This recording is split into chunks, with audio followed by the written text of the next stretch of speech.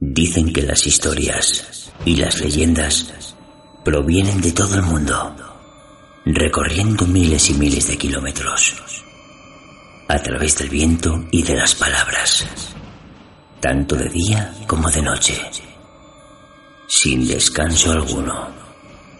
No te pierdas Noche de Mitos con David Madrazo.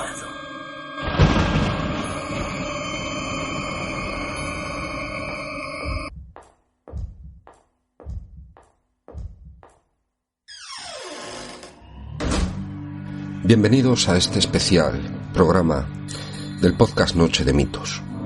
Hoy la sección íntegra va a ser Universo Diverso. Es un programa dedicado como tributo en honor a Juan José Plans, un buen amigo, un maestro, que tuve el honor de realizar esta entrevista en el año 2010, que vamos a emitir íntegra, es inédita y está realizada, repito, en su honor. Ha sido un maestro en el género literario, un maestro en el género del terror, un maestro, sobre todo a nivel personal, en el mundo de la radio. A veces hablamos de Fernando Jiménez del Oso, de su manera de expresarse, de su manera de transmitir a través de las ondas, esa magia, ¿no?, que tenía, la magia ochentera, podemos decirlo así, de transmitir a través de las ondas de radio, unos programas que no dejaban indiferente a cualquiera, ¿no? Juan José Plans se dedicaba a transmitir a través de la radio el terror, historias increíbles, de una manera que enganchaba, que hacía volar, que hacía viajar, más que imaginar, vivirlo.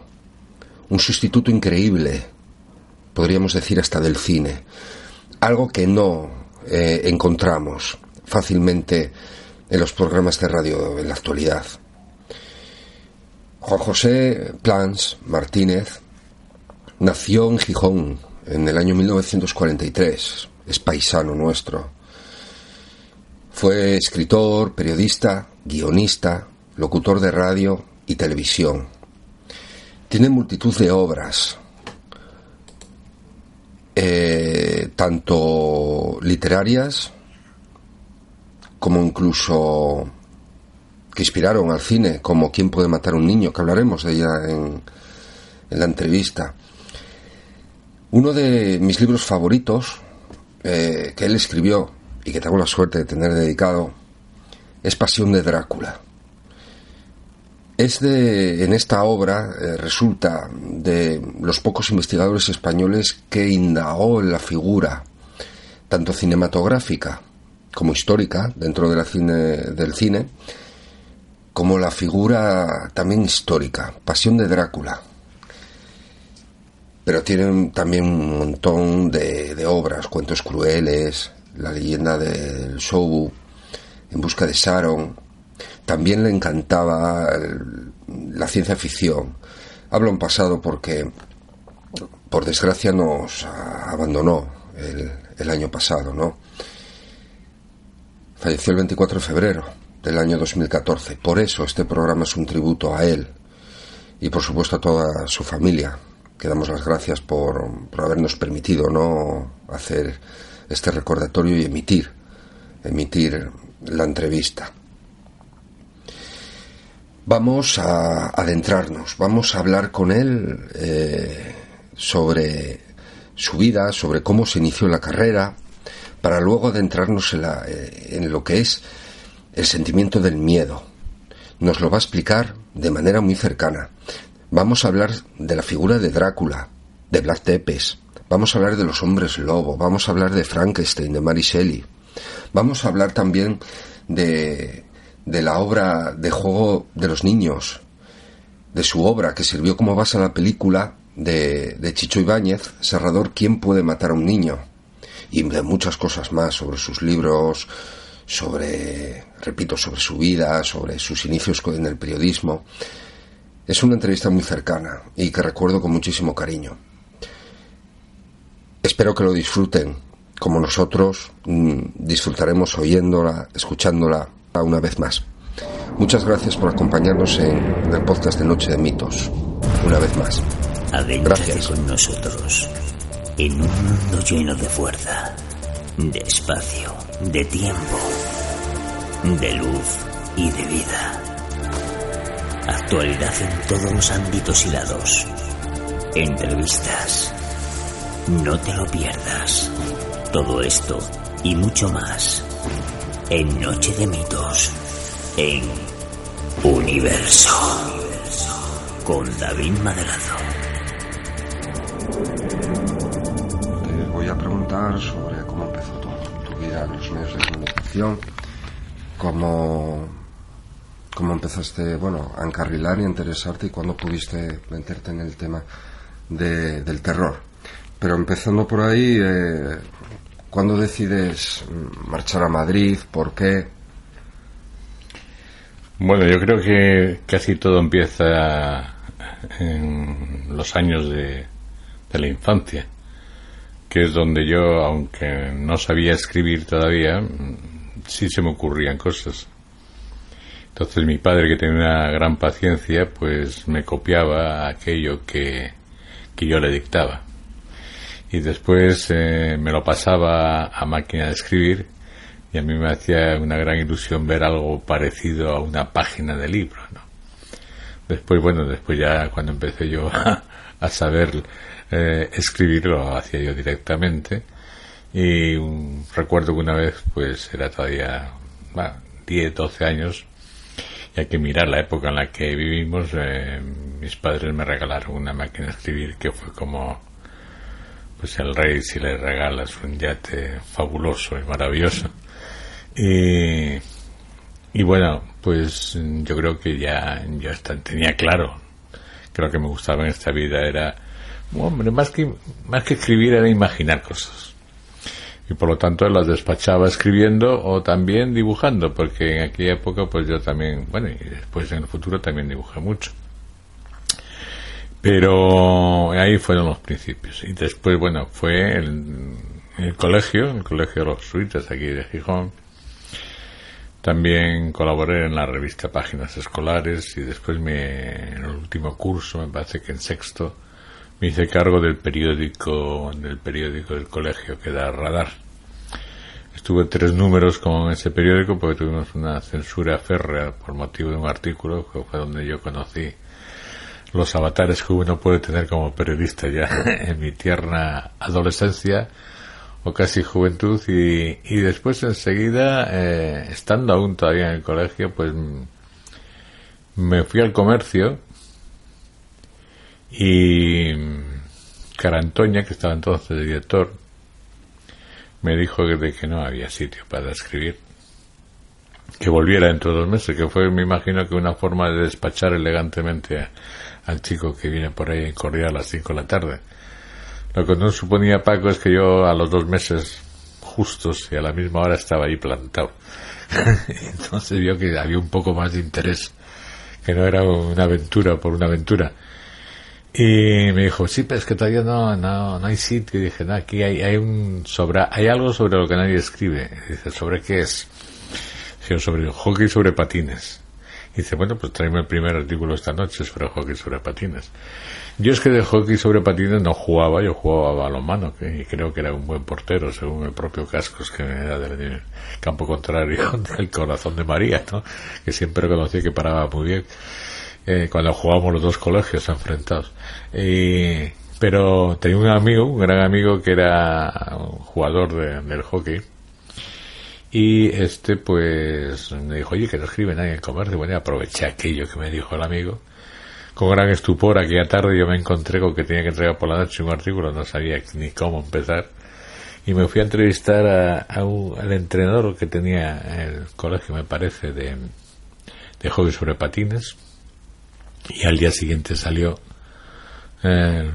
ese artículo, que era una notita pequeña y algo, y ahí empecé. Empecé con tanta ilusión que yo sabía que tenía que entregar de alguna manera el periódico para poder escribir, que me hice hasta árbitro de hockey sobre patines. lo cual comprendí entonces la dureza que es ser árbitro, porque te insultan por todos lados, se acuerda de tu familia y de todo, y tienes que estar callado y aguantando el chaparrón, ¿no? Y bueno, después ya un día, estando en el periódico, pues debieron de decir, bueno, algo más que raro, ¿no? Y me preguntó, dije, no, yo estoy haciendo esto por lo que estoy haciendo, pero quiero hacer otras cosas. Y me mandaron a hacer entrevistas, primero unas entrevistas cortitas y algunas con trampa, porque creo que la primera fue a unas chicas que actuaban en el Jovianos, un conjunto medio musical, algo de eso. Entonces, claro, me metieron a que yo tenía, pues eso, 18 años, una cosa de esas. Entré en el camerino vergonzosamente, y las otras, que si sube la cremallera, que si baja. Pues en el periódico ya, ¿qué tal te fue con estos desgraciados? No sabía dónde me mandaba. Y ahí empezaron esas pequeñas aventuras del periodismo. Sigues aquí en el comercio haciendo una labor, seguimos después. Eran tiempos donde no solo estabas en un periódico, también podías colaborar en otros, y yo de paso estaba en el comercio, pero después estuve colaborando también, mandaba cosas en la región, a la Nueva España, y después fui delegado en Gijón de la Voz de Asturias, me parece que por el 64, periodo en el que yo había publicado por primera vez en periódicos serios. Pero no fue un artículo, fue un chiste, y no se me olvida, era un chiste, yo creo que muy malo, pero bueno, después empecé a publicar hasta que me cansé.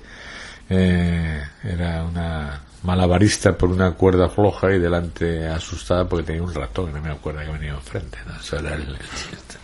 A lo mejor estaba copiado de algún TV, entonces no sé. Y bueno, pues ahí empezó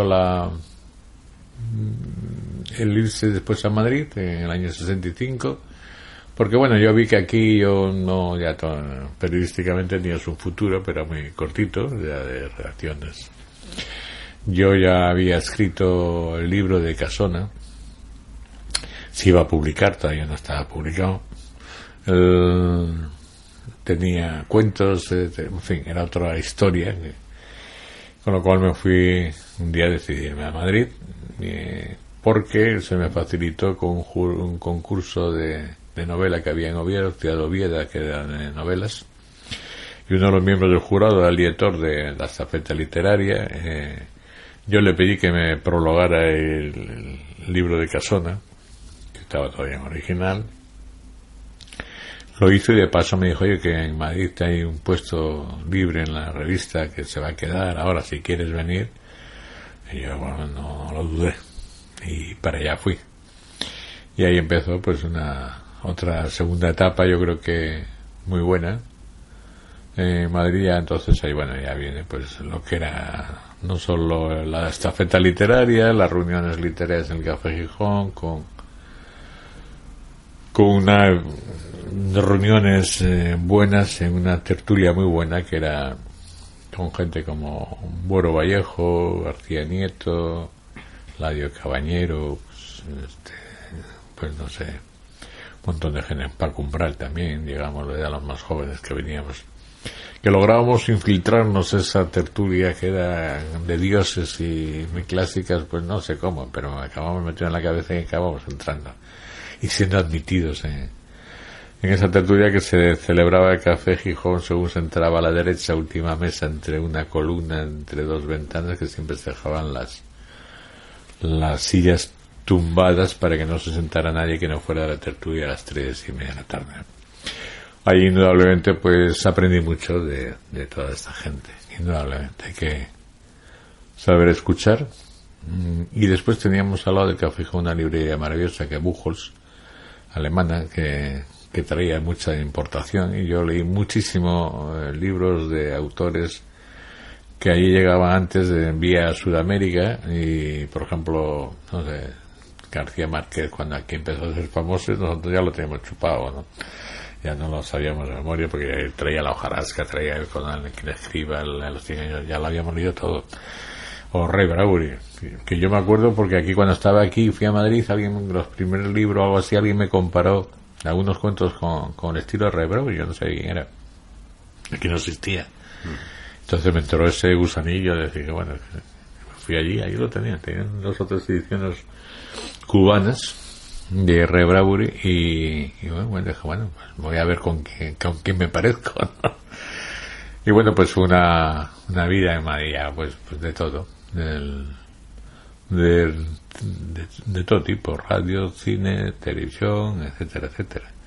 Y ¿por qué yo me he dedicado a esto? Bueno, pues yo creo que por mi gana de contar las historias que uno lleva, también por medio de historietas y de portadas de libros, de ilustraciones, etcétera.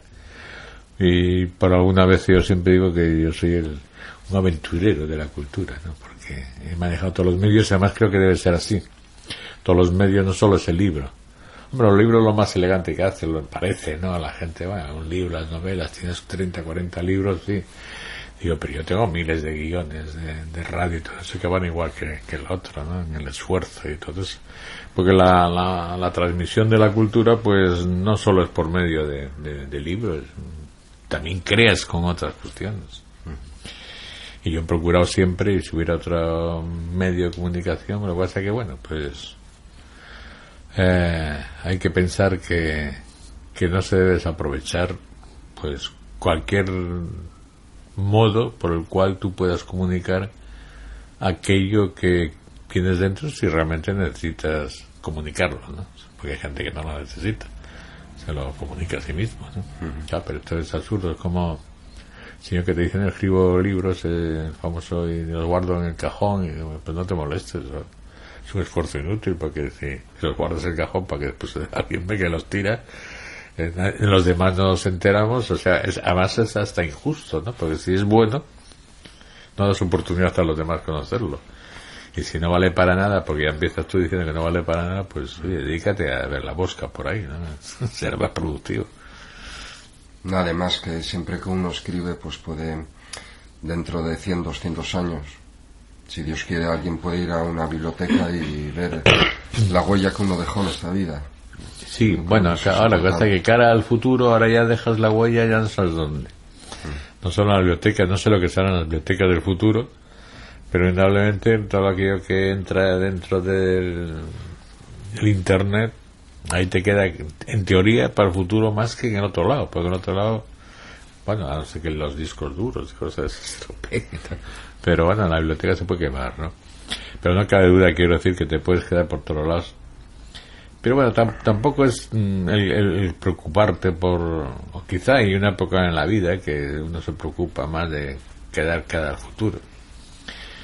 Cara al futuro normalmente quedan pocos, de los muchos que hay, quedan pocos. La prueba evidente es que nosotros, cuando hablamos de, por ejemplo, de filósofos griegos, nombramos a 3 o 4, ¿no? Entonces ya a la gente le sale Sócrates, Platón, Aristóteles, y ya después hablar de Eurípides y todo eso ya me cuesta más trabajo. ¿Qué pasa? ¿Que solo eran estos? No, había muchos más. Pero bueno, es el embudo de la historia, va cerrando, porque claro, es así. Y según van pasando los siglos, pues tú te das cuenta que no es que no se lo olvidemos, es que indudablemente hay que ser selectivo, porque no da tiempo para más. Tú coges una enciclopedia de los años 50 o 60, como tengo yo alguna en Madrid, y hay montones de autores que en las nuevas ya no figuran. ¿Por qué? Porque el tiempo las ha ido dejando atrás. En qué momentos eran a lo mejor más o menos famosos, pero después no, y otros autores, aunque lo sean, ya los leen poquitos, se van quedando con el tiempo poco a poco. Probablemente que del siglo XX tú dices, ¿cuántos quedarán de la literatura, por ejemplo, española? Pero bueno, pues vas seleccionando y ahora o de cualquier país, y ves que más o menos siempre se publican los mismos, y de los mismos libros, porque por ahorrar, como tienen la traducción hecha, pues siempre está leyendo lo mismo. Y digo, tengo otra novela de este autor que escribió mucho más. Pero bueno, pensar en el futuro, no lo sé. Yo en eso no lo pienso. Pienso que me divierto en un presente, y si en el futuro mi obra vale para algo para la gente, pues estupendo. Pero claro, eso ya los del futuro decidirán, ¿no? ¿Cómo empezó en a meterse ya en el mundo de la radio, televisión? Bueno, no sé cuál será su favorito o primordial. Bueno, a mí me gusta, en teoría me gusta más la radio. Tienes una comunicación mucho más importante con el oyente. En televisión está tu imagen, de repente te haces muy famoso, te conoce todo el mundo, no te explicas cómo la gente puede ver tanto para conocerte a tanto, ¿no? Yo me acuerdo, por ejemplo, con programas Fuerzas Ocultas, pues dices, bueno, pero es que tú coges un taxi y te vio ayer, vas a un restaurante y te vieron ayer, y dices, bueno, ¿y estos señores cuando duermen? ¿Cuándo ven otras cosas? Es que entonces es un mundo que... Pero al día siguiente tú desapareces y tu imagen se borra, ¿eh? Es como si te difuminara, la gente no se acuerda. Tú el viernes das un telediario, el lunes se sustituye otro y nadie se acuerda de quién lo daba el viernes. Dice, oye, el viernes, ¿quién era el que hacía antes? La radio no, porque la radio te entra más, entras más como en el mundo personal de la gente. Y yo, por ejemplo, lo de la riqueza que tengo de la radio en el sentido de los oyentes, aparte de que muchas veces gracias a ellos, en momentos en que bueno, ya sabes, como lo tuyo es cultura, no es fútbol, pues bueno, quieren dar y el oyente protestaba y decían que no. Y los programas continuaban. Pero en el mundo de la radio hay que tener en cuenta de que lo bueno es que tú hay algo de intimismo entre el que oye y el que escucha. Yo no sé, como no se ve la imagen, todo se imagina un poco, ¿no? Uh-huh. Entonces yo tengo, ya he dicho, la gran riqueza, miles de cartas que muchas pues son, no es decir, ya alguna pregunta de, digamos, profesional o de lector, sino de contándote tu vida, diciendo que si los domingos no oye tu programa, qué va a hacer, que no sé qué. Y bueno, algunas es realmente emocionante, ¿no? Y entonces, pues, y además con el programa, por ejemplo, Historias, yo lo más bonito que he visto en la mayoría de los casos es que mucha gente me ha dicho que gracias al programa ha empezado a leer, a interesarse por la literatura. Y algunos no solo se han interesado por la literatura, colaboraban, mandaban sus cuentitos y cosas a un espacio que hacíamos de vez en cuando, que era dedicado a los oyentes, pues si tenían algo que contar, lo escenificábamos. Pero ya después, ya me encuentro con el año pasado, por ejemplo, con una oyente que no solo empezó a interesarse por la literatura de verdad, sino que ya publicó un libro, ¿no? Pues se supone, y además te manda la dedicatoria, pues el primer libro para ti, porque vamos, es que te llevo dentro, es el autor que me ha hecho escribir y todo eso. Y pues estuvo por ejemplo por América y me mandaba fotos de Poe, donde nació, de todo eso, siempre pensando. Pues esa huella no la dejas en la tele. Televisión no es así, la radio sí. Eso que está el señor en la cama y te oye, y yo aquí cuántas veces en el Festival de Cine, cuando estaba director o que se venían de fuera y decían, pues hacemos lo que tú dices, nos metemos en la cama, apagamos la luz, dejamos la luz solo del dial y algunos con la vela, y dice, estamos los dos ahí apretados, pasándolos de miedo con miedo, ¿no? Pues bueno, eso es lo que intenta. Pero no solo era esa mi intención. Mi intención era, como era el programa, por ejemplo, de dar la vida, dar la obra de los autores, la época, y después la adaptación, que fuera lo más fiel para que la gente cuando leyera pues se interesara realmente por el estilo y tal. Al principio en Radio Nacional me decían, oye, pero eso de la vida y la obra, claro, un poco duro, porque personal va a querer directamente la acción del cuento, ¿no? Bueno, pues hay que jugársela, porque... Y al contrario, aumentó la audiencia. Aumentó mucho la audiencia porque, claro, la gente dijo, bueno, mira, de repente, claro, yo me gusta Frankenstein de Mary Shelley, pero no conozco nada de la autora, ni de su época, ni de mí, qué bonito, el Lord Byron, el otro, y después muchos profesores lo han grabado o lo siguen grabando por vía internet para dar a los alumnos, porque, ¿qué más quieren?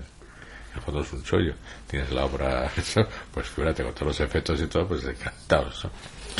Bueno, pero realmente con esto vuelvo a remitirme al principio, porque me he perdido casi como Gustavo Bueno, pero también sé como Gustavo Bueno volver y decirte que por eso te decía esto, porque prefiero la radio y la tele. No como medio mío personal, de estar presente, ¿no?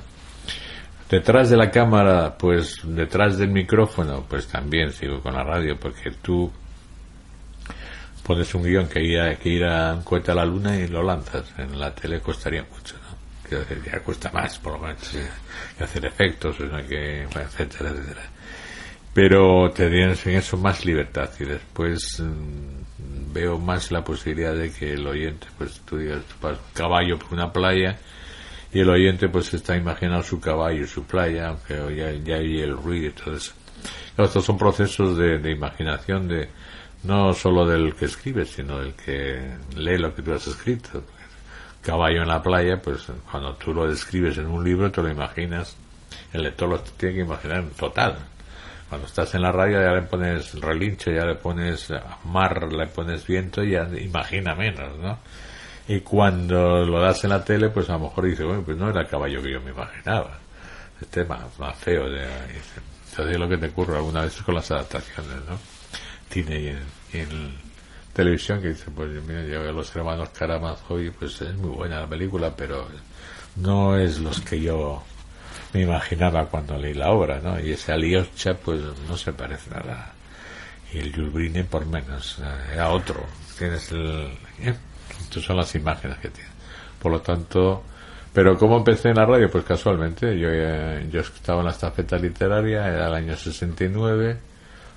Bueno, pues alguien de los muchos, yo no sabía, que me leía por los periódicos y me llamó, era el jefe de programas de Radio Nacional, Locadio Machado, gran profesional, sobre todo tiene un ojo para buscar la gente y ver cada uno, y me mandó llamar, y no sé qué amigo me dijo, oye, de Locadio Machado te busca para hablar contigo y tal, y fui a hablar con él y me pidió unas colaboraciones. Lo primero que hice en Radio Nacional fue una adaptación del cuento La Mancha para un programa que se llamaba Escalofrío, y ahí hice unos cuantos, pero ya enseguida me encargó un programa que era la conquista la conquista del universo, fue el primero que he hecho. Y ya me pareció un poco así, bueno, pero al momento pillé el guión radiofónico. Y a partir de ahí, pues bueno, la radio, pues no he parado de hacer toda clase de programas, porque llega un momento en que, sobre todo en cierta época, yo aquí ya hacía, pues, Ventana al Futuro, a lo mejor colaborar en Escalofrío con guiones de ya dramático, una o dos veces al mes. A lo mejor también me encargué de programas de entrevistas de la gente, bueno, series como El signo de la cruz en Semana Santa, adaptar a Ben-Hur, a mí me encantó adaptar Ben-Hur, La túnica sagrada y cosas de esto, ¿no? Una época hermosa en la radio porque no tenías problemas de gente. Decía, yo necesito tantos tenía de actores ahí, había un cuadro de actores estupendo en Radio Nacional, y aparte si no daban, se contrataba de fuera más gente. Entonces tú cogías Ben-Hur y te importaba un pepino la gente que interviniera, el caso de que interviniera. Hombre, había que reducirlo porque indudablemente, por ejemplo, yo el de Joanot Martorell hice Tirante el Blanco, y eso se hizo en Barcelona, y bueno, la verdad es que es espectacular, ¿no? Lo malo de aquella época fue que todavía era una época de censura, y digamos que todas las escenas muy bonitas que tiene de eróticas Tirante el Blanco, y después las aprovechó Aranda para la película, la adaptación que hizo Ángel Aranda. Ángel no, Aranda. Pues resultaron, bueno, para mí en eso no quedé satisfecho, en el sentido de no poder dar todo el espíritu de insinuaciones, sí, pero no, porque también eso era fundamental, pero en aquella época sabes que hasta dónde llegabas y para qué si no se grababa, ¿me entiendes? Pues entonces, pero bueno, la radio sí me dio grandes oportunidades, y yo he disfrutado mucho haciendo papeles de toda mi vida, esos que llevas dentro desde niño, que te han gustado, el Dr. Jekyll, la criatura Frankenstein, pues bueno, Dorian Gray o Arthur Pym por allá, es que lo hemos pasado todo el equipo fenomenal, ¿no? Porque lo vivíamos. Yo me acuerdo que algunas veces iban unos de la universidad, de sitios de España a vernos grabar, grupitos de 30, 40 de gente joven y todo eso, que al final aplaudían algunos a rabiar otros. Y es que estaban viendo que tú grabas, bueno, nosotros nunca se me ocurrió grabar sentado, ¿no? Yo necesito estar de pie como en el teatro, para expresarme. Pero es que los demás actores estábamos igual, algunas veces pues llegábamos a las manos, hombre, quiero decirte sin darnos, pero hacíamos de verdad la acción porque estás metido en ella. Y claro, pues los que estaban ahí estaban totalmente, el día que estaba yo en plena auge, en plena inspiración haciendo la criatura Frankenstein en uno de los capítulos de esos claves, que eran boquiabiertos, y tú, ¿no? Aquí, o sea, les pedía silencio porque estaba grabando, pero no hacía falta pedir silencio. Un silencio hondo y sepulcral que había entonces lo pasamos con todo el equipo, lo pasamos lo recordamos alguna vez cuando nos llamamos, y dentro de poco espero que nos veamos y nos juntemos para celebrar. Y televisión, pues prácticamente ocurrió lo mismo, pues de esas cosas que estás allí en Madrid, porque claro, estar en Madrid no es estar aquí, y bueno, y antes era la 1 y la 2, no, la 2 no, la 1 había una. Y después cuando en el 70 eso, cuando fui, ya había la 2 por poquito, porque acababa la tele a las 12 de la noche, cosas de esas. Y ahí pues sí, empecé pues una forma también, estaba no sé con quién, Rincón, que estaba primero en la estafeta, después había marchado a televisión, hazme algo, adapté un cuento, salió, me quedó bien, después vuelves, y después me hice muchos programas de opinión pública, otras cosas, en fin.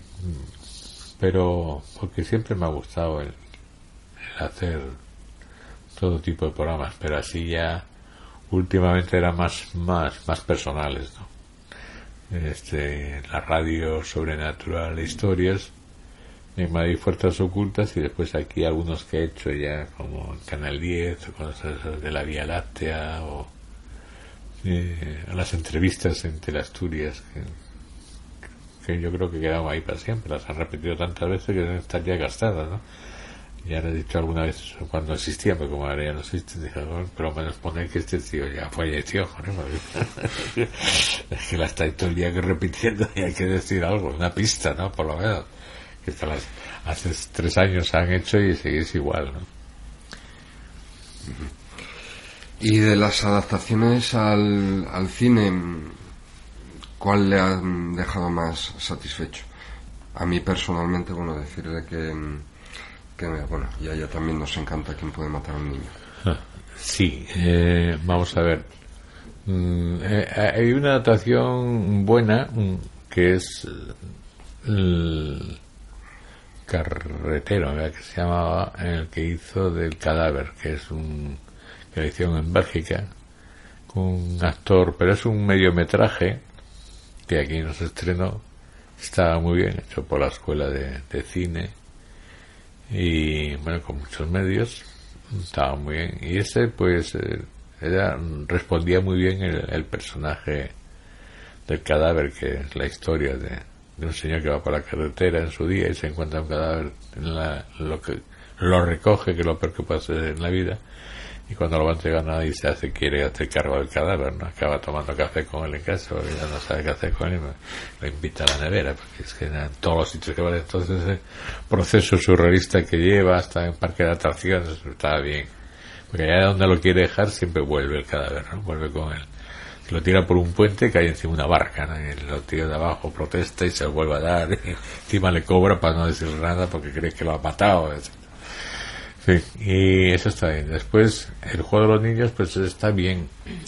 Es una película que corresponde muy bien al espíritu de terror de la época, y está bien. Ahora también se piensa hacer una nueva versión, no remake, versión,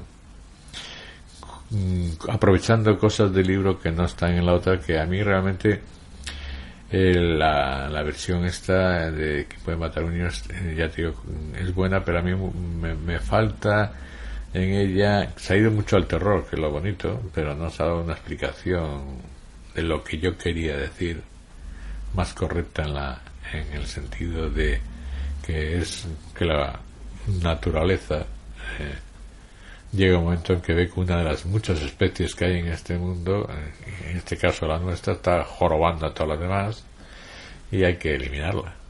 Entonces una forma de eliminar fácil es, bueno, pues por medio de algo, en este caso eligen a los niños, es un medio de matar, que el niño para él es un juego, ¿no?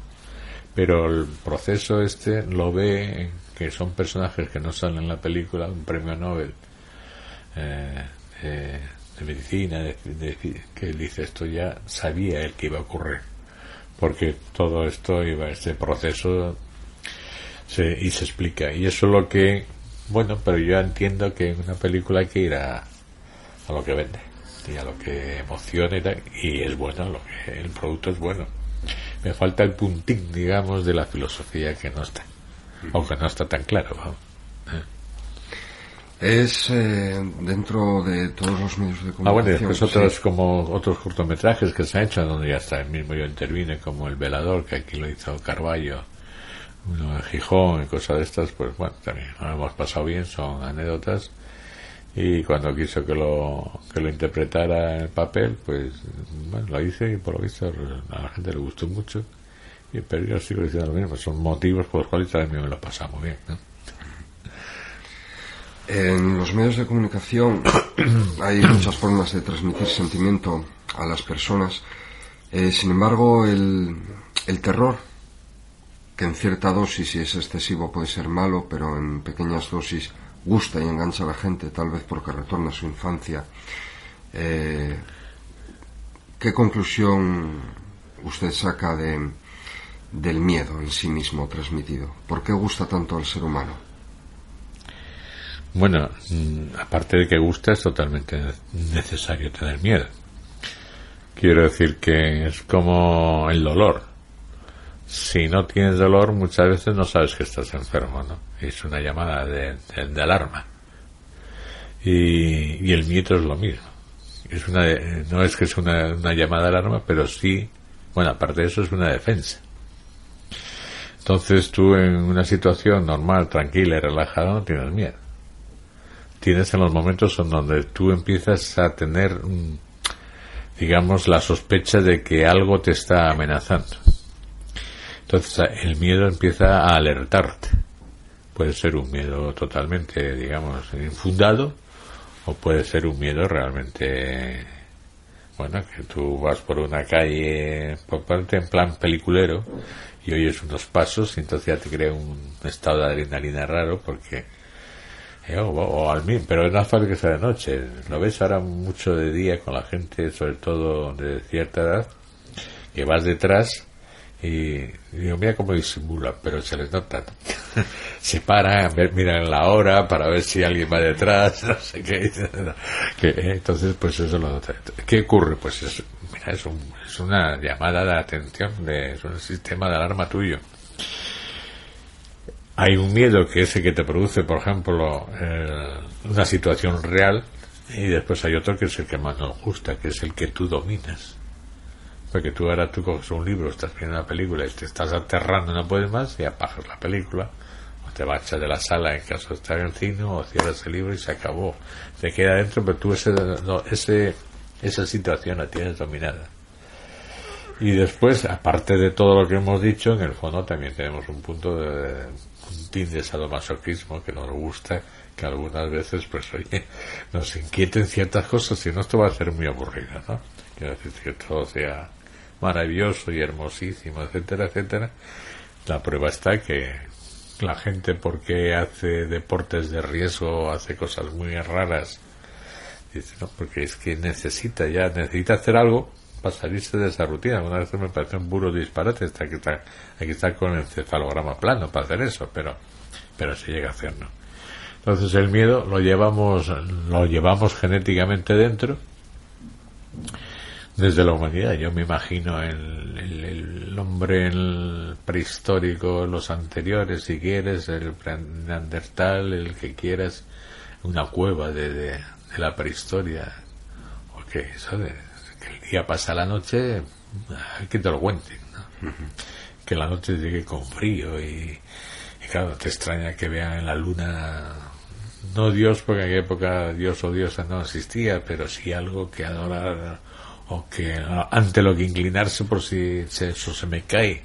Desde el principio hemos tenido que tener miedo de lo que nos rodea, porque siempre hemos la cabeza, en cuanto ha pensado imaginar, tú sabes que esto es para guardar cosas, pero también te sirve para darme la cabeza con ello.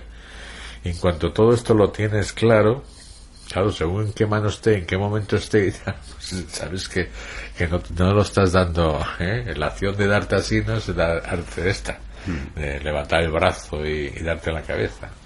O sea que, y después porque ya digo, alguna vez no pasamos de miedo con miedo, porque lo dominamos, ese es el que dominamos.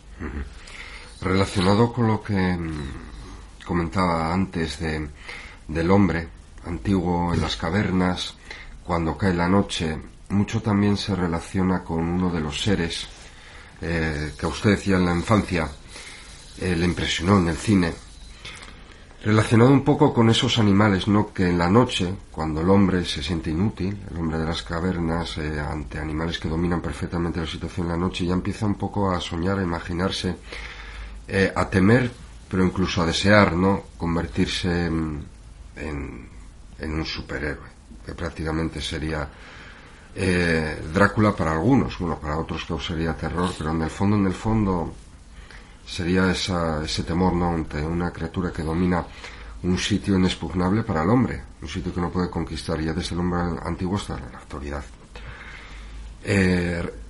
Me encanta en su libro Pasión de Drácula, sobre todo cuando empieza a recrearse su pasión por Drácula cuando es niño.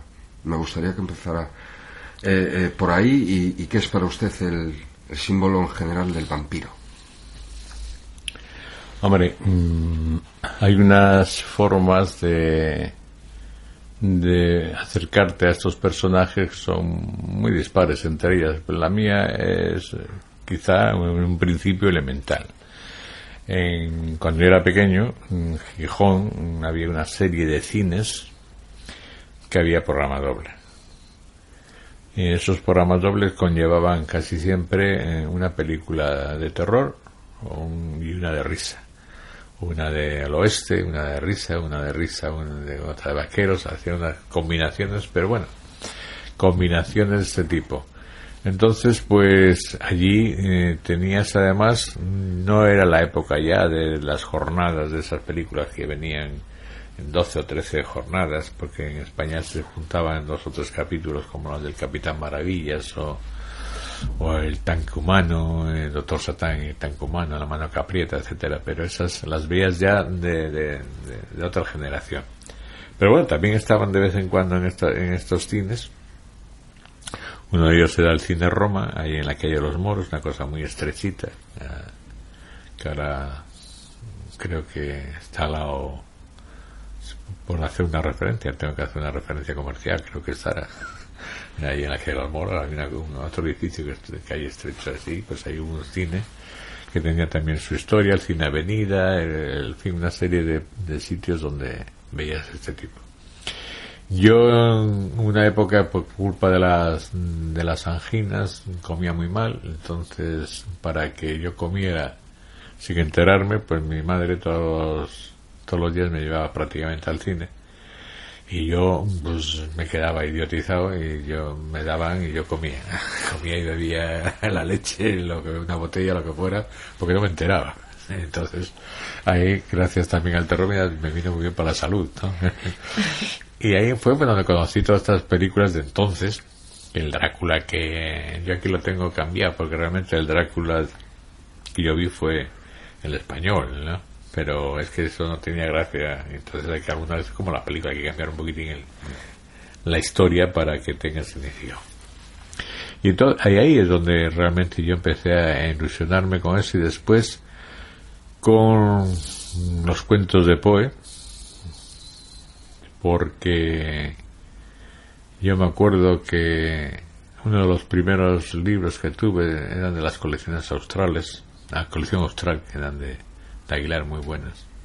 Y uno de los que me impactó mucho fue pues de Poe, pues Stevenson, el Dr. Jekyll, pero bueno, también me entusiasmaba Tarzán. Tarzán, yo me acuerdo de la época en que mi padre todas las noches me leía antes para dormir un capitulillo de Tarzán, también, bueno. Entonces una época, digamos, muy de adolescente, porque yo creo que siempre he dado mucho valor a la adolescencia. Quiero decirte que lo haya pasado bien tiene una gran riqueza. El que lo pases mal, pues hay que tener cuidado. Yo, por ejemplo, con mis hijos, bueno, ahora también mis nietos, que siempre he procurado que la infancia les quede un pozo, pues después se nota todo. Si tienes la infancia, hombre, no, eso no significa nada con que haya dinero o no en las casas, que haya cariño, que tengan posibilidades de, pues eso, de desarrollar ciertas inquietudes. Y bueno, pues claro, entre esos el Drácula siempre fue un personaje totalmente distinto, porque claro, el hombre lobo, bueno, ya quiero decirte que el pobre en una ciudad lo abaten a tiros, por mucho que digan, ¿no? Frankenstein, pues tal como no lo pintaba el cine, no cruza un semáforo, pues lo atropella claro, es que como se ha hecho una adaptación al cine, digamos, de la obra de teatro, no de la novela, porque la novela, la criatura Frankenstein salta y brinca y es una maravilla, pero claro, el otro lado la cosa más torpe, pero claro, como se hizo para el teatro no podía brincar y hicieron eso, como Drácula, la famosa capa y tal, que no sale en la novela para nada, pero bueno, son cosas de cine que también, ¿eh? Y a mí ahí Drácula me apasionó el hombre lobo y también el hombre invisible, todos estos, porque no solo me contaban historias, algunas veces también afincada en lo real, pero que también me hacían imaginar, ¿eh? Y todos nos ha gustado eso, todos nos ha gustado hasta pasar momentos de miedo. Yo me acuerdo cuando la pandilla en un cementerio que está detrás ahora de la Laboral, fuimos allí a ver si se pasaba la noche, tal, salimos todos corriendo, la primera quite, buah, eso. Entonces, ¿qué pasa? Pues nos gusta, y a mí me gustaba eso, y después me gustó porque vi una vía por la cual yo me podía expresar bien, cosas que esto lo haces sin pensarlo, pero vamos, que te das cuenta después que yo me gustaba eso y me gustaba desarrollarlo. Pero en mis relatos y en mis cuentos, por ejemplo, lo que son los relatos de ciencia ficción no son de platillos volantes de entonces o de ovnis de ahora, ¿no? Son esa ciencia ficción más de buscar al ser humano dentro de sí, más de la escuela de Bradbury o Silverberg o en fin, esta gente, ¿no? Entonces, pues el terror me pasaba un poco lo mismo, y son personajes que yo he adorado, he escrito sobre ellos, pero que en cambio pues no se me ocurrió hacer como otra continuación de un Drácula, que eso me parece estúpido. A mí nunca me gustan las continuaciones escritas por otro, me gusta cuando la dejó el autor y punto, ¿no? Pues cuando Bram Stoker la dejó muy bien, ¿para qué vas a hacer como han inventado? La criatura Frankenstein han salido tantas ya continuaciones que ya ni cuento como de Drácula. Pero vamos, yo es que muchas veces, salvo rarísima excepción, no me molesto ni en leerlas, pero solo por aversión. Ay, coño, a ver, invéntate otro personaje y no pasa absolutamente nada, ¿no? En este caso, como tú verás, hay una recreación de lo que es el vampiro por medio de unos personajes que se juntan ahí al principio de cada capítulo, que es, bueno, de cómo una persona puede creerse vampiro o ser vampiro en el sentido de la palabra, porque claro, si te dicen, ¿usted cree en vampiros? Y dices sí, normalmente si lo haces ante un coloquio de televisión, medio aforo se ríe. Tienes que explicar en lo que crees, ¿eh? Entonces, que generalmente el vampiro que hemos hecho literario, hay que creérselo literariamente. Después está el otro, está el enfermo, que ya está muy relacionado al vampirismo también, y y el hombre lobo con el canibalismo, no cabe duda, ¿no? Son cosas que nos quedan entonces, porque la sangre ya, antiguamente los primitivos, bueno, todavía algunas islas de por ahí australianas siguen enterrándose cuando se hacen sus sangrías para que el enemigo no la recoja, como las uñas, porque ahí les va el elixir de la vida. Entonces no quieren que el enemigo se haga con la sangre. Pero bueno, son restos que nos van quedando de muchas cosas. Y yo realmente lo que me gustan son los vampiros literarios. O sea, pues, no sé, todos los buenos debidos a Polidori, a Byron, a Bram Stoker, etcétera, etcétera. Porque realmente son los guapos, son los bonitos, ¿no? Los otros, la verdad que los enfermos, que son casos chapuceros, son gente que bueno, pues efectivamente o de rituales recogidos de una forma extraña, pero los enfermos que les da por vamos, son adictos a la sangre, o el caso de esto, mira, esos son unos casos muy simples, digo, como creador. Ahora, algunas veces son 6, 7, matan a 8 y ya está esto más o menos está entre la película que necesita presentarte al cadáver totalmente despazurrado, machacado, destrozado y tal, al Hitchcock que de repente te dice lo mismo pero sin imagen, y te lo imaginas tú. Pues yo prefiero al Hitchcock, porque el otro además siempre suena, si por eso me vas a sentir miedo, como si me metes en un quirófano, ¿no? O sea que tampoco la cosa va a ser tan grave, pero los literarios son los que me interesan.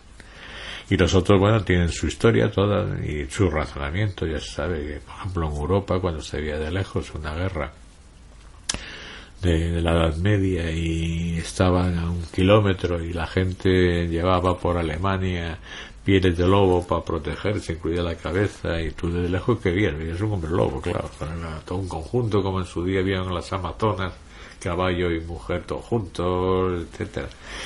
Y el vampiro, pues claro, ya se sabe, en la época esa de las grandes pestes, donde tiraban los cadáveres medio vivos, medio muertos, o los apestados, y volvían y decían, no, es que él volvió a casa, él resucitado, volvió a casa porque el pobre pudo por fin salir de la tumba donde la habían tirado y más o menos vivió. En fin, todo esto no corresponde siempre a lo que es los mitos de las civilizaciones, de las culturas, y realmente los vampiros volando porque claro, el vampiro lo llamamos así desde que los conquistadores en Amazonas descubrieron el vampiro de verdad, bueno, el murciélago vampiro, que ya viste que hace poco se cargó a no sé cuántos, no sé dónde, porque claro, son unos animales contundentes, ¿no? Que por la noche a los caballos de los conquistadores los dejaban fritos, y algún conquistador, y de ahí vino lo de vampiro, bueno, todo esto que ya se para escribir varios libros, ¿no? La historia, como se han escrito, y está ahí. Pero vamos, que para mí, vamos, siempre la recreación literaria o cinematográfica de estos mitos del terror es lo que más me ha gustado, como te puede gustar, pues después el sentido claustrofóbico del pozo, todo eso, me encuentres ahí, digo del pozo, perdón, del enterrado prematuro, porque el pozo no es, lamentablemente también es claustrofóbico, pero llega a otras cosas. Pero bueno, ahora mismo también hay otra película que hay uno encerrado en un ataúd donde se va a encerrar con un móvil, no sé cuánto, que es la terror de estar ahí, la claustrofobia que te produce eso. Entonces, bueno, pues son gente que trata muy bien ciertos temas literariamente. Y el vampiro pues tiene una dosis erótica, no cabe duda, más que el hombre lobo de alguna no la tiene, ¿no? No es un conquistador precisamente, se viene arrollador, abre la boca y taca. El vampiro no, Pero también ha influido mucho todo eso que digo del cine, ¿sabes? Hacerlo elegante y todo, porque el vampiro de verdad, podía ser un tío de lo más chapucero, ¿no? El hombre lobo, pues bueno, pues más o menos el que tenemos de imagen, porque claro, después hay que ver lo que es el hombre lobo en el sentido, o el licántropo, aquel que se cree que lo es, y aquel que o sea, que el que se lo imagina que totalmente lobo, ¿no? Bueno, pues para eso tenemos la imaginación, ¿no? Y además son animales que a lo mejor están muy relacionados. El lobo crea un terror, las manadas, etcétera. Es astuto, es inteligente, sabe cómo abordar a la víctima en manada, cómo rodearte, etcétera.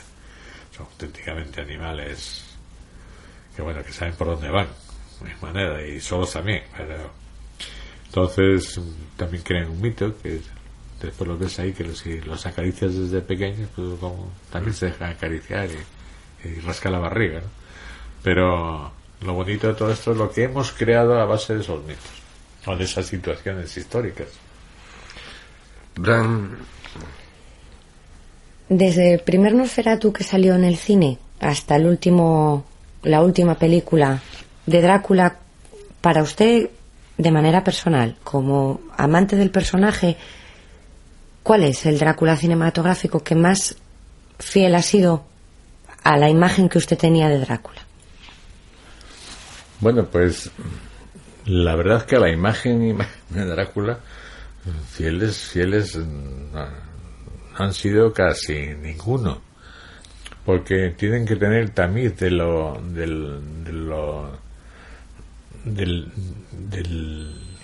imagen. El propio Drácula lo hemos conocido por las obras de teatro que se estrenaron en su día también, y por las adaptaciones que se hicieron de la novela en Hollywood. Si no, Drácula, por ejemplo, aquí en España no se tradujo hasta mucho después de haberse publicado por primera vez. Era una novela que, bueno, tuvo cierto éxito en Inglaterra, pero aquí no se conocía, ni en Francia. Bueno, en Francia también se tradujo muy tarde, ¿no? Entonces fue el cine lo que ha hecho. Bueno, el cine a la criatura Frankenstein y a todas ha sido realmente el cine. Yo creo que los popularizó. De otra manera, no sé cómo hubiésemos llegado nosotros. Supongo que habrían llegado, pero no como han llegado. Entonces, de todos, yo creo que hay que hacer un conjunto, porque mira, hay una película, por ejemplo, de Drácula de Jesús Franco, donde realmente el Drácula que se nos presenta es físicamente el más cercano a lo que nos cuenta Bram Stoker, un señor delgado, de bigotazos, de cosas de esas. No es el Drácula de otro tipo de Browning, son distintos cada Drácula. Hombre, estos, los interpretados, digamos, en un principio, pues son, digamos, tan elegantes, tan condes, y después, bueno, ya por ejemplo en la primera película vemos que ni se les ve morder, no muerde. Comparada con la última, pues digamos que este actor, que no me acuerdo cómo se llama, pero la de Coppola, vamos. Gary Oldman. Bueno, la última hay más, pero más... Bueno, la última que merezca la pena referirse a ella, ¿no? Sí. Pues bueno, también está bien, pero yo leyendo Drácula no te imaginas tanto a mí, ese personaje relacionado con que nos da el cine. En cambio, pues ahí se respeta, pues que lo van a matar toda la pandilla, todos los, etcétera. Cada uno respeta una parte. La escena que usted pone en el libro, que también a mí me había marcado, que aparece en la novela cuando se ve a Drácula gateando por la pared, que es la primera película que recrea algo que realmente... Sí, que está, y además está en la novela, vamos. Eso. Pero la de Coppola, pues yo también creo que lo dice en el libro, es más bien como un cuento de hadas de terror, ¿no? Es una ensoñación todo caótica. Bueno, pues mira, yo a mí señalar siempre es que es difícil porque porque ya te digo, cojo una escena de Coppola, cojo una escena de Jesús Franco, coges otra de Bruni, mezclas y etcétera, etcétera, y haces un pupurri, ¿no? Es que en realidad el cine lo presenta como un poco como lo que usted decía, como un seductor, como un gentleman, como una persona. En cambio la novela de Bram Stoker es un poco más cochambroso. No, él en sí. Y el castillo está en ruinas. Tú ves las películas del cine y es un castillo impoluto, inmaculado. Él es una persona delgada, fría, que no olía precisamente muy bien. En cambio allí sale con unos ropajes muy lujosos. Es un gentleman, una persona que sabe seducir, que sabe. Entonces por eso le preguntaba cuál sería el que quizá mejor se adaptaría, porque yo creo que comparto la opinión con usted que todavía no ha aparecido el Drácula de Bram Stoker, el auténtico, el vampiro de verdad, porque no olvidemos que es un no muerto. O sea, esa persona no está viva. Luego está el Nosferatu también, que ahí ya no es un noble imponente, sino todo lo contrario, es es un alguien monstruo, odiado, sí, que da hasta pena, ¿no? Claro, es que sí, es lo que emite. Sí, sí. Un poco de pena, la verdad. El Nosferatu. Sí. El de Murnau, decís. Sí, el de las orejitas puntiagudas. Sí, ese. Da un poco hasta de ternura, el pobre. Ya.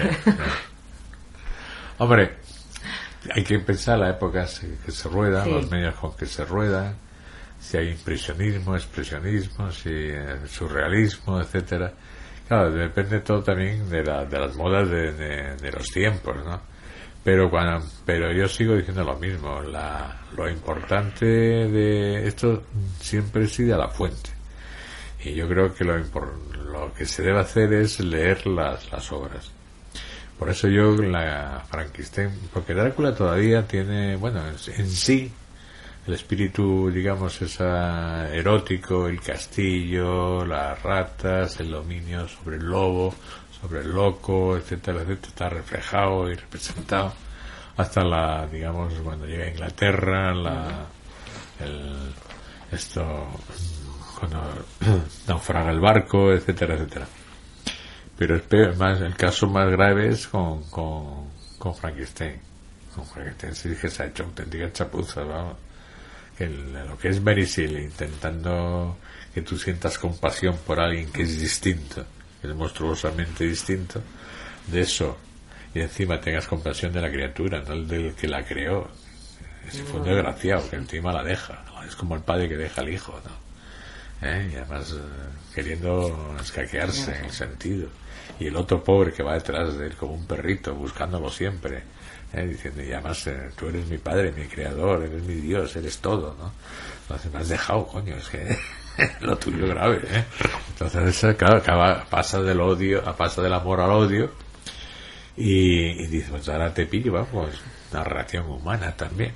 Pero entonces ahí el cine sí que con la criatura se ha comportado con Frankenstein peor hasta en los últimos tiempos, vamos, porque por ejemplo la de Branagh, pues para mí me gusta la versión que ha hecho de Frankenstein. Puede tener un poco de algunos momentos, no digo cursi, pero bueno, sí, mucho juego de cuando bajan por las escaleras, de movimientos, pero bueno, respeta bastante, más que otras muchas, sobre todo el principio, el espíritu de Frankenstein. Ya no digo Frankenstein contra el hombre lobo, no sé qué todas, bueno, es que son tantas las que se han hecho. Ahora, versión buena de la criatura, pues de las primeras que son muy buenas, pero la criatura no es así. Pues un señor que acaba aprendiendo a leer oyendo a unos campesinos, aprende a amar, aprende a todo, es hasta un individuo ecológicamente, hoy diríamos, sería del Partido de los Verdes, la criatura Frankenstein, pues es un ecologista total. Lo que pasa es que allá donde vale fríen a palos, pero lo malo es que le fríe su padre, su creador. Y es que llega un momento que ya la cosa es muy dura. Entonces tiene una reacción quizá fuerte, pero que es totalmente humana, como ocurre todos los días con la violencia de género, como se está viendo con lo que sea, ¿no?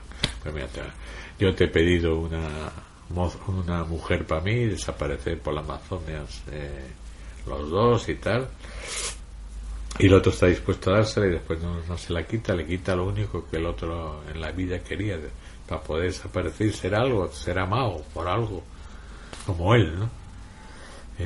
Todo este simbolismo desaparece en la mayoría de las películas, y nos vamos al terror puro y duro, que ya digo que no es eso.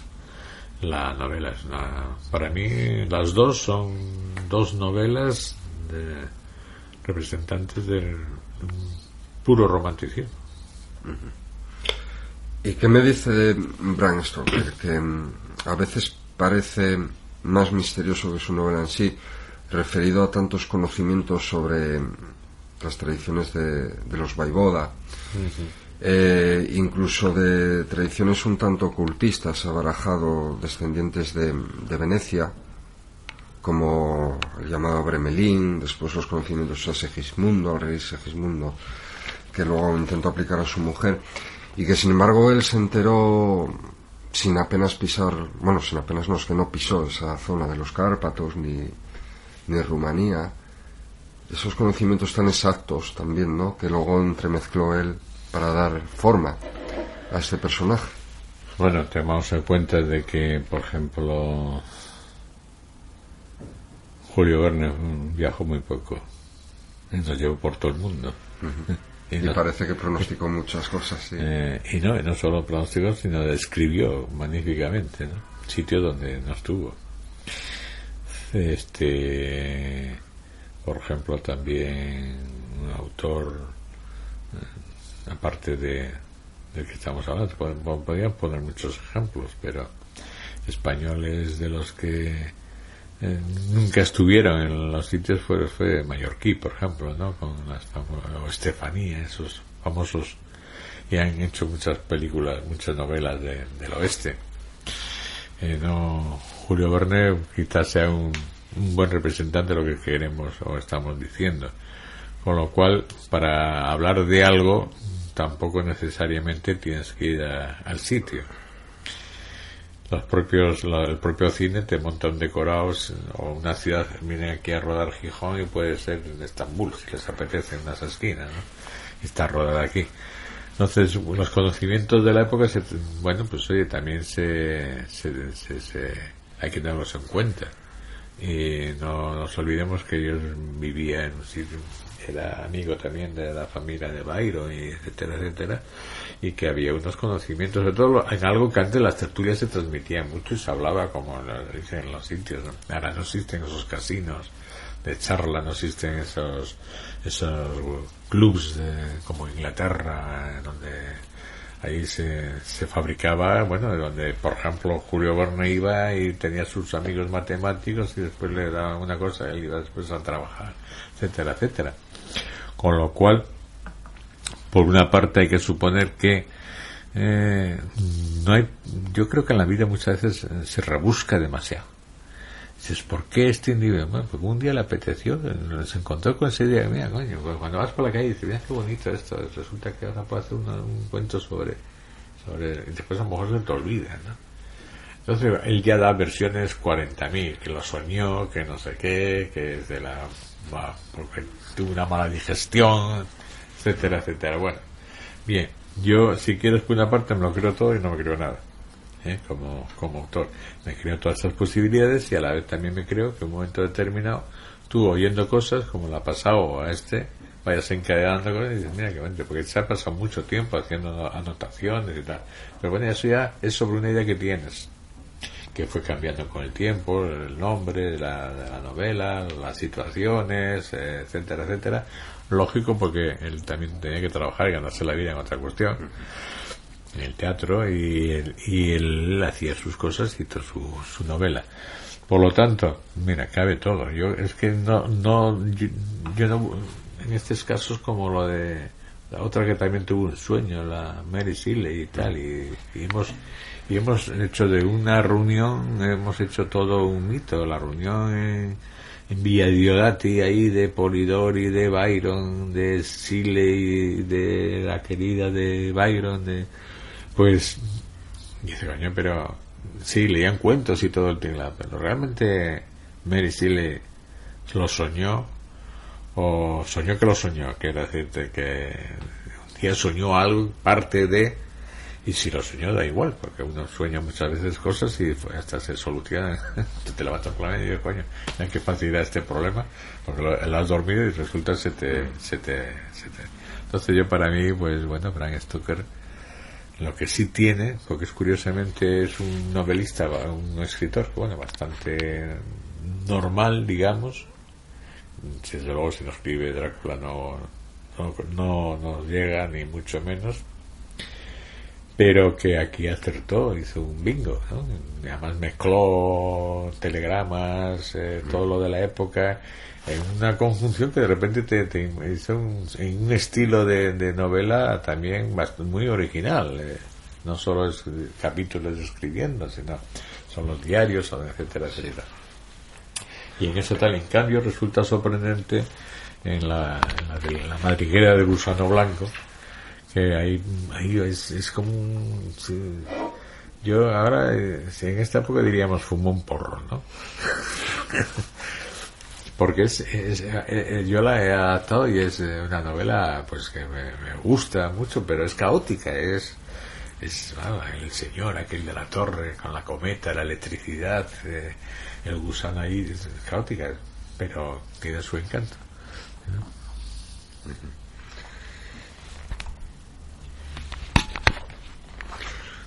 Bueno, pues ¿qué proyectos, para ya ir despidiéndonos, qué proyectos le gustaría llevar a cabo, en cuáles está inmerso ahora mismo? Bueno, yo ahora mismo estoy en el proyecto de documentarme sobre la novela que voy a empezar a escribir, ¿no? Una novela que solo te puedo decir que hay de todo, o sea, hay ficción, hay ciencia ficción, hay fantasía, hay imaginación, hay terror, etcétera, pero que en el argumento no te digo nada, pero no por nada, sino yo no me gusta. Yo he comprobado que cuando cuento un argumento, como ya lo conté, después se me aburre mucho el escribirlo, entonces no lo escribo. Y eso ya me pasó unos cuando dije, mira, no cuentes más que lo que y en eso estoy, aparte de que ya, digamos, que en la otra faceta estoy preparando una exposición de tridimensionales que ahora mismo hay algunos ahí en Mandí, de cuadritos de tridimensionales, que fue una forma de volver, digamos, a otra actividad de las que yo tenía, porque como decimos en esta vida, y perdón si algo lo ofende, yo soy un culo inquieto culturalmente, ¿no? Y todo aquello que de repente, hombre, si yo puedo hacerlo, tampoco pasa nada, si no sale bien no pasa nada, es que lo bonito es hacer cosas. Bueno, que se atreve, no, tú te atreves con aquello que puedes, pero bueno, compruebas después que dices, bueno, salió mal. Bueno, es como los negocios, unos salen bien, otros salen mal. Una novela será mejor que otra, no todas las novelas ni todos los libros que escribo además tienen la misma calidad, ni vas a lograr lo mismo. Muchas veces lo sabes tú, porque en un momento determinado has visto que no has llegado a más. Que literariamente dice, mira, quiero decir más, pero ya llevo 3 meses que punto y aparte, punto seguido, quita y pon, y esto ya no da para más. Ya, pero aquello que yo quería decir no llego. En cambio me llega el lector y dice, oye, qué maravilloso. Tú dices, sí, pero es que el lector no tiene el punto de referencia tuyo. Yo tengo cuentos donde me han costado mucho y los valoro de una forma distinta a otros que a lo mejor valora uno que he escrito en una noche.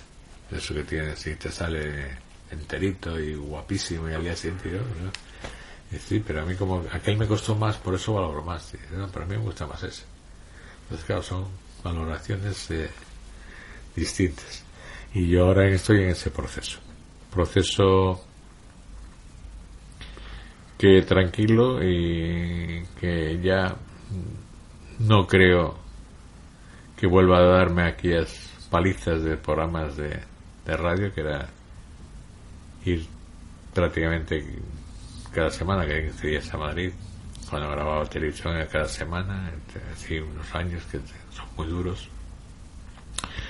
No creo que lo repitiera ya, porque ahora ya, bueno, quiero centrarme un poco a vivir ya otra vez dedicado más al libro, más al libro y bueno, y después pues como vivimos en una zona privilegiada, pues disfrutar también del lugar en el que estamos, ¿no? Que nos ofrece. No nos damos cuenta cuando estamos fuera, y esto es salirse del terror, pero que aquí, aparte del terror que te puede invadir, una de las cosas que siempre digo, que mi afición ha sido siempre, porque vivo en un sitio donde yo, por ejemplo, en mi infancia estaba llena de niebla, de lluvia, de sombras, de oscuridad, todo eso, ¿no? Es como vivir en el sur, a pleno sol, 365 días casi, ¿no? Aquí al contrario, entonces eso también es distinto. Ir una calle soleada, una calle toda ensombrecida, ¿no? Y con extraños ruidos y bosques y cosas de estas. Eso también influye. Tenemos eso y tenemos todo. Pero es que disfrutamos un cuarto de disfrutas tanto de la montaña como del mar, ¿no? O sea que, y eso yo que también me gusta. ¿Qué aconsejaría al mundo de la radio, a los que nos gusta la radio de hoy? ¿Qué nos aconsejaría como buen veterano que es? Es difícil dar consejos porque también muchas veces corresponden a formas de ser. Yo en eso siempre digo, más que aconsejar, yo me remito siempre a lo que yo hice, ¿no? Es como cuando en un colegio o algo lado te salta siempre la misma pregunta a un niño y dice, ¿y qué tengo que hacer para ser escritor? ¿O qué tengo para escribir? Claro, es como, te apetece alguna vez decir, coges un lápiz y no sé qué cuentas. Sabes que eso no, porque lo hace todo el mundo. Él quiere decir más, por lo tanto tienes que abrirle más. Todo esto es lo mismo. Entonces, yo creo que lo que hay que buscar es primero ver las posibilidades que uno tiene, no cortarse en absoluto en nada y decir, bueno, yo quiero decir esto y a ver si esto que quiero decir comunique con la gente, ¿eh? Y yo creo que eso es válido para la radio y para todo, porque claro, es que lo demás ya es puro tecnicismo. Es decir, el micrófono no lo haces tú, ¿eh? El micrófono tampoco sabes si te va a querer o no, es como las cámaras de televisión. Puede ser muy guapo, pero como la cámara no te quiera, sales feo y no gustas a la gente. Ahí viene eso de decir, oye, esta cámara no me quiere, ¿eh? ¿Por qué? Pues no, esta cámara dice, no, tío, a ti no te aguanta. Y allá puedes hacer lo que quieras, ¿eh? Que es muy televisivo y todo lo que te la dan. Yo me acuerdo de gente hermosísima que yo cuando estuve aquí dirigiendo televisión que venía y no, la veías aquí sentada y después la veías en la pantalla y ¿qué pasó? En cambio, por ejemplo, un fenómeno curioso fue cuando saqué a Ángeles Caso, que la escritora, bueno, que en su día empezó aquí conmigo, pues yo la saludé a la entrada y después cuando vi en televisión me dije, ¿y esta quién es? Y me dijo, no sé, acabé de saludarla. Y dije, anda, ese era un animal televisivo, era pura fotogenia, ¿eh? Y lo es, y, ¿no? Es otra, es una cosa distinta. Tienen eso, el ángel que tienes. Lo de la radio, lo que recomendar, pues, bueno, aparte de trabajar mucho, yo creo que hay que ser que empecinado en aquello que te gusta. Y si que tú quieres desarrollar algo en aquello que te gusta, dedica de todo el tiempo que sea posible y que no te corte nadie diciendo, oye, es que no sé qué, no, es que quiero hacer esto. Seguramente lo lograrás. Sí, si no lo logras, el otro consejo es que no pasa nada. Seguimos siendo iguales. Ya habrá otra cosa. No, pues si no pasa nada, tampoco tenemos que preocuparnos en la vida, ¿no? Pero muchas veces, que a mí me lo decía esto un gran empresario y tenía toda la razón. Dice, mira, normalmente por las mañanas, cuando llegas al despacho, de los 30 problemas que te marchaste el día anterior, han desaparecido más de la mitad. porque muchos no eran ni problemas. O sea, te creías que eran problemas y ya desaparecían. Eran otros problemas pequeñitos que nadie tiene caso. Quédate con los 3 o 4 que son los importantes, que esos son los que perduran. Sí, pero que muchas veces estamos creando los problemas, nada más, nosotros mismos. O sea, no nos creamos problemas y tiramos para adelante. Esto es una aventura. La aventura unas veces, pues, hay naufragas, o llegas a una isla desierta, o resulta que te haces el rey de esa isla desierta, que no estaba tan desierta, ¿no? Bueno, pues muchas gracias, Juan José. Muy bien.